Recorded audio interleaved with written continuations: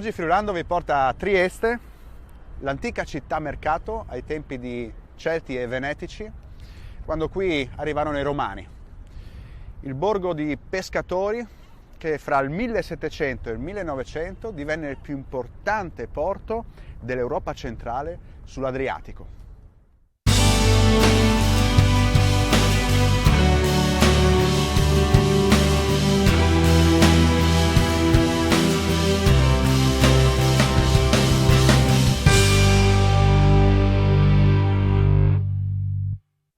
Capitale culturale della Mitteleuropa, Trieste è il simbolo dell'incontro di civiltà della nostra terra e dei talenti imprenditoriali ed economici delle sue genti.